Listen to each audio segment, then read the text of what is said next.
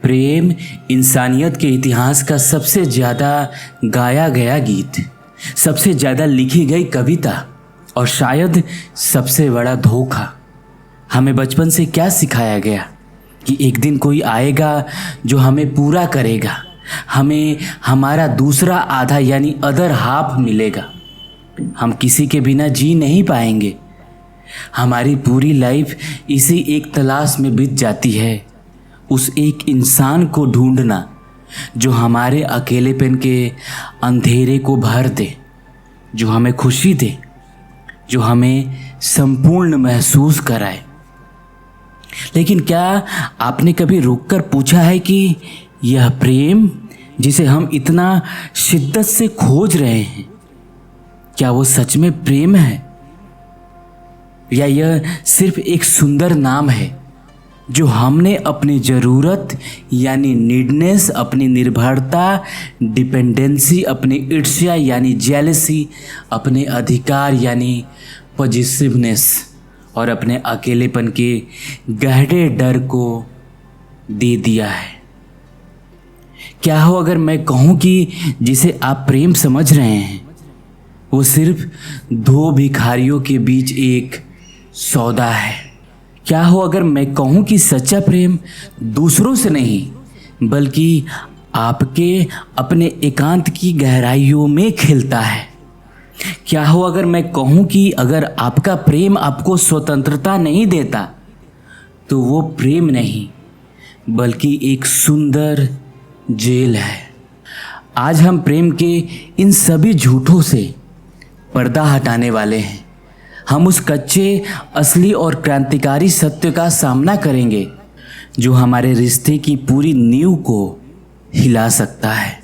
इस यात्रा में हमारे लीडर गाइड होंगे 20वीं सदी के सबसे मौलिक रहस्यदर्शी ओशो यानी रजनीश, और हमारी मशाल होगी उनकी सबसे साहसी किताबों में से एक, love, freedom and aloneness, the koan of relationship.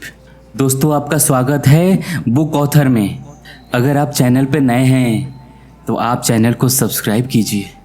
आज की बुक समरी आपको कोई आरामदायक महसूस नहीं कराएगी या आपके अहंकार को चोट पहुंचाएगी या आपके सबसे प्यारे विश्वासों को चुनौती देगी। लेकिन अगर आप इस ईमानदारी का सामना करने का साहस रखते हैं तो यह आपको प्रेम और जीवन का एक बिल्कुल नया, स्वतंत्र और आनंदमय आयाम दिखा सकती है। तो चलिए इस खतरनाक लेकिन खूबसूरत यात्रा पर निकलते हैं। ओशो हमारी यात्रा की शुरुआत एक हथौड़े से करते हैं। वो उस मंदिर की मूर्तियों को तोड़ते हैं जिसे हम प्रेम कहते हैं, ताकि हम देख सकें कि अंदर क्या छिपा है।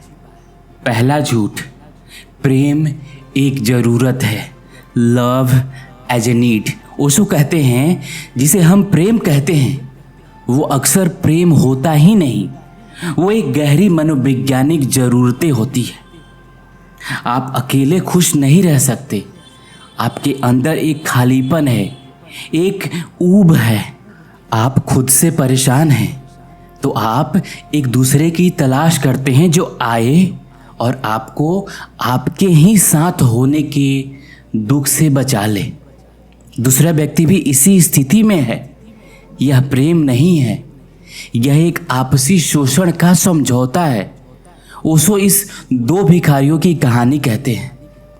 दो भिखारी एक दूसरे से भीख मांग रहे हैं। दोनों यह उम्मीद कर रहे हैं कि दूसरा इन्हें वह शाही खजाना देगा जो उनके पास खुद भी नहीं है।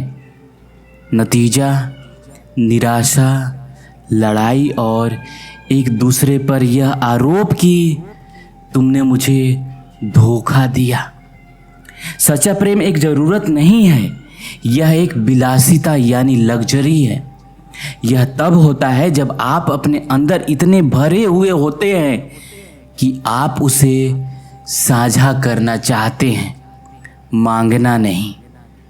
दूसरा झूठ, प्रेम का मतलब है एक हो जाना। Love means becoming one. हमें सिखाया गया है कि प्रेम एक दूसरे में खो जाते हैं, एक आत्मा दो शरीर बन जाते हैं। ओशो कहते हैं कि यह एक बहुत ही खतरनाक और हिंसक विचार है। जब आप किसी में खो जाना चाहते हैं तो आप असल में अपनी व्यक्तिगतता यानी इंडिविजुअलिटी, अपनी स्वतंत्रता को नष्ट कर रहे हैं और आप दूसरों की व्यक्तिगतता को भी नष्ट करना चाहते हैं। यह एक तरह का आध्यात्मिक आत्मघात और हत्या है। सच्चा प्रेम दो व्यक्तियों की स्वतंत्रता का सम्मान करता है। ओशो कहते हैं एक सच्चा रिश्ता दो खंभों की तरह होता है जो एक ही छत को सहारा देता है, लेकिन वे अलग अलग और मजबूत खड़े रहते हैं। अगर वे एक दूसरे पर गिर जाएं तो पूरी छत ढह जाएगी। तीसरा झूठ, ईर्ष्या प्रेम का सबूत है। Jealousy is a proof of love. हमारी फिल्में और हमारे गाने हमें सिखाते हैं कि अगर आपका पार्टनर ईर्ष्या नहीं करता तो वो आपसे प्यार नहीं करता। ओशो यहाँ कहते हैं कि ईर्ष्या प्रेम का नहीं बल्कि अधिकार, असुरक्षा और अहंकार का सबूत है। जब आप कहते हैं मैं तुमसे प्यार करता हूँ तो आपके अहंकार का मतलब होता है मैं तुम्हारा मालिक बनना चाहता हूँ। ईर्ष्या इस मालिकाना हक पर खतरे का डर है। प्रेम कभी अधिकार नहीं जताता। प्रेम कहता है मैं तुम्हारी खुशी चाहता हूँ, चाहे वो मेरे साथ हो या मेरे बिना। यह एक बहुत बड़ी हिम्मत की बात है जिसके लिए अहंकार को पूरी तरह से मिटाना पड़ता है। चौथा झूठ, प्रेम हमेशा के लिए होता है। Love is forever. हम हमेशा के लिए का वादा चाहते हैं। हम भविष्य को सुरक्षित करना चाहते हैं। ओशो कहते हैं जीवन का हर पल बदल रहा है। फूल सुबह खिलता है और शाम को मुरझा जाता है। तुम कैसे उम्मीद कर सकते हो कि तुम्हारे मन की एक भावना हमेशा के लिए रहेगी? जब आप हमेशा के लिए का वादा करते हैं तो आप एक जीवित बहती हुई नदी को एक बासी तालाब में बदलने की कोशिश कर रहे होते हैं। आप प्रेम की हत्या कर रहे होते हैं। सच्चा प्रेम हर पल नया होता है। वो कोई वादा नहीं करता, वो बस हर पल अपनी समग्रता यानी टोटालिटी में मौजूद रहता है। तो अगर यह सब प्रेम नहीं है तो सच्चा प्रेम क्या है और उसे कैसे पाया जाए? यहीं पर ओशो हमें सबसे क्रांतिकारी और उल्टा लगने वाली रास्ता दिखाते हैं। वो कहते हैं प्रेम का रास्ता दूसरे व्यक्ति से होकर नहीं जाता है, यह आपसे होकर, आपके अपने एकांत की गहराइयों से होकर जाता है। अकेलापन बनाम एकांत, लोनलेस वर्सेस अलोनलेस, यह इस किताब का सबसे महत्वपूर्ण अध्याय है। इन दो शब्दों के फर्क को समझना बहुत जरूरी है। अकेलापन यानी लोनलीनेस, यह एक नकारात्मक अवस्था है, यह एक घाव है, यह दूसरे की अनुपस्थिति है। जब आप अकेले होते हैं तो आपको किसी की याद आती है, आपको एक कमी महसूस होती है। अकेलापन एक ज़रूरत है, एक भूख है, यह एक अंधेरा कमरा है। एकांत यानी अलोनलेस, यह एक सकारात्मक अवस्था है, यह एक उत्सव है, यह स्वयं की उपस्थिति है। जब आप एकांत में होते हैं तो आप खुद के साथ होने का आनंद लेते हैं। आपको किसी और की ज़रूरत महसूस नहीं होती। आप अपने आप में संपूर्ण और भरे हुए होते हैं। एकांत एक रोशनी से भरा हुआ महल है। हम सब अकेलेपन से डरते हैं और इसी डर से बचने के लिए हम रिश्तों की, भीड़ की, शोर की दुनिया में भागते हैं। ओशो कहते हैं जब तक आप अपने एकांत का आनंद लेना नहीं सीखते, आपका कोई भी प्रेम सच्चा नहीं हो सकता। वो सिर्फ अकेलेपन से बचने का एक तरीका होगा। जब एक व्यक्ति जो अकेलेपन से पीड़ित है दूसरे अकेलेपन से पीड़ित व्यक्ति से मिलता है तो वे दोनों एक दूसरे का इस्तेमाल करते हैं, एक दूसरे के घावों को कुरेदते हैं।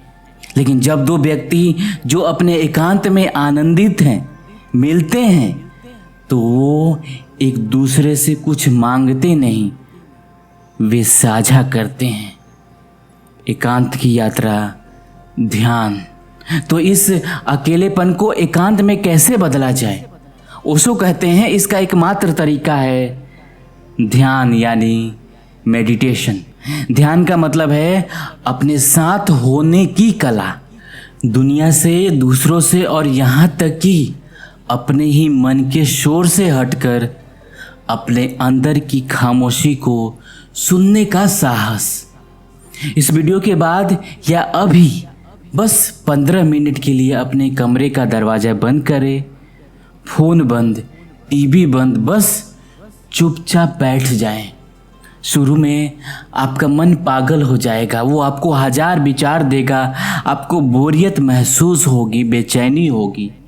आपका मन कहेगा उठो कुछ करो। यही वो क्षण है, यह आपके अकेलेपन का सामना है। उससे भागो मत, बस बैठो, उस बेचैनी को देखो, उन विचार को देखो। धीरे धीरे जैसे जैसे आप देखते जाएंगे विचार शांत होने लगेगा, शोर कम होने लगेगा और उस शोर के पीछे आपको पहली बार अपनी खामोशी की, अपने एकांत की एक झलक मिलेगी। यही यात्रा है। जब आप अपने एकांत में जीना सीख जाते हैं, जब आप अपने अंदर की खुशी और शांति को खोज लेते हैं, तब एक चमत्कार होता है। आप एक भिखारी से एक सम्राट बन जाते हैं। अब आप प्रेम मांगते नहीं, आप प्रेम देते हैं। प्रेम एक साझा करना है, भीख मांगना नहीं। Love as a sharing not begging Osho का एक रूपक है। एक खिला हुआ फूल अपनी सुगंध को साझा करता है। वो यह नहीं कहता कि पहले तुम मुझे कुछ दो तब मैं तुम्हें अपनी सुगंध दूंगा। उसका स्वभाव ही सुगंध देना है, क्योंकि वो उससे भरा हुआ है। एक व्यक्ति जो अपने एकांत में आनंदित है वह एक खिले हुए फूल की तरह है। उसका प्रेम, उसकी खुशी, उसकी शांति, वो सब सहज रूप से बहती है। उसे किसी खास व्यक्ति की ज़रूरत नहीं होती प्रेम करने के लिए। उसका पूरा अस्तित्व ही प्रेम में पूर्ण हो जाता है। यह सच्चा प्रेम बिना किसी शर्त, बिना किसी आसक्ति के होता है। ओशो कहते हैं सच्चा प्रेम एक खुले हाथ की तरह है, एक बंधी हुई मुट्ठी की तरह नहीं। अगर आप एक पक्षी से प्रेम करते हैं तो आप उसे पिंजरे में बंद नहीं करते, आप उसे खुले आकाश में उड़ते हुए देखकर आनंदित होते हैं। जब आप किसी व्यक्ति से बिना आसक्ति के प्रेम करते हैं तो आप उसे बदलने की कोशिश नहीं करते, आप उसे पूरी तरह से स्वीकार करते हैं जैसा वो है। आप उसकी स्वतंत्रता का सम्मान करते हैं। इस प्रेम में ईर्ष्या के लिए कोई जगह नहीं है, क्योंकि इसमें अधिकार जताने की कोई इच्छा नहीं है। और जहाँ सच्चा प्रेम होता है वही सच्ची स्वतंत्रता होती है। यह दोनों एक ही सिक्के के दो पहलू है। स्वतंत्रता से बनाम स्वतंत्र होने की। ओशो स्वतंत्रता के दो स्तरों की बात करते हैं। पहली स्वतंत्रता, यह एक नकारात्मक स्वतंत्रता है। यह किसी चीज़ से मुक्ति है, माता पिता से, समाज से, जिम्मेदारियां से। यह एक तरह का विद्रोह है। यह जरूरी है पर यह मंजिल नहीं। दूसरी स्वतंत्रता, यह एक सकारात्मक स्वतंत्रता है। यह कुछ बनने की, कुछ करने की, स्वयं होने की स्वतंत्रता है। जब तक आप पहली स्वतंत्रता में अटके हैं आप हमेशा किसी न किसी चीज़ के खिलाफ लड़ते रहेंगे। सच्ची स्वतंत्रता तब आती है जब लड़ने के लिए कुछ बचता ही नहीं, जब आप अपनी जिंदगी की पूरी जिम्मेदारी ले लेते हैं। इस किताब का उपशीर्षक है the koan of relationships. Koan एक जैन पहेली है जो तर्क से हल नहीं हो सकती। रिश्तों का क्वान यह है कि दो लोग एक साथ कैसे हो सकते हैं और फिर भी पूरी तरह से स्वतंत्रता और एकांत में कैसे रह सकते हैं। तार्किक रूप से यह असंभव लगता है, लेकिन ओशो कहते हैं कि इसका उत्तर जागरूकता और ध्यान में है। जब दो व्यक्ति जो अपने अपने एकांत में स्थित है मिलते हैं तो वे एक दूसरे की स्वतंत्रता को नष्ट नहीं करते, वे उसे और बढ़ाते हैं। वे एक दूसरे के लिए खुला आकाश बन जाते हैं जिसमें दोनों और ऊंचा उड़ सकते हैं। उनका साथ होना एक जागरूकता है, एक आनंदमय खेल बन जाता है। तो ओशो का अंतिम संदेश क्या है? संदेश यह है कि आप प्रेम की तलाश करना बंद करें, आप स्वतंत्रता की मांग करना बंद कर दें। आप बस एक काम करें, अपने अंदर के उस गहरे एकांत को खोजें, ध्यान में उतरें, अपने साथ होने की कला सीखें और फिर एक चमत्कार होगा। जैसे ही आप अपने एकांत में खिलेंगे, आप पाएंगे कि सच्चा प्रेम और सच्ची स्वतंत्रता आपके स्वभाव का हिस्सा बनकर आपके जीवन में उतर आए हैं। प्रेम, स्वतंत्रता और एकांत, ये तीन अलग अलग मंजिलें नहीं हैं, यह एक ही अनुभव के तीन पहलू हैं। जब आप अपने एकांत में खिलते हैं तो आप प्रेम को साझा करने के लिए स्वतंत्र हो जाते हैं और वही साझा करना ही सच्चा प्रेम है। ओशो आपसे विश्वास करने को नहीं, अनुभव करने को कहते हैं। आज अपने आप को 15 मिनट का एकांत का उपहार दीजिए, बिना किसी फ़ोन, बिना किसी किताब, बिना किसी संगीत, बिना किसी अपराध बोध के।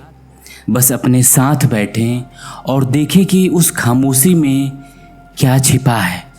अगर आप प्रेम की इस सबसे गहरी और सबसे साहसिक यात्रा के लिए तैयार हैं तो नीचे कमेंट में लिखिए, एक भिखारी नहीं, एक सम्राट, एन एम्पावर नॉट ए बेगर। और इस क्रांतिकारी संदेश को उस हर इंसान के साथ शेयर कीजिए जो प्रेम को एक सौदा और रिश्ते को एक जेल समझकर जी रहा है। उन्हें भी आज़ादी का रास्ता दिखाइए, क्योंकि सच्चा प्रेम आपको बांधता नहीं, मुक्त करता है।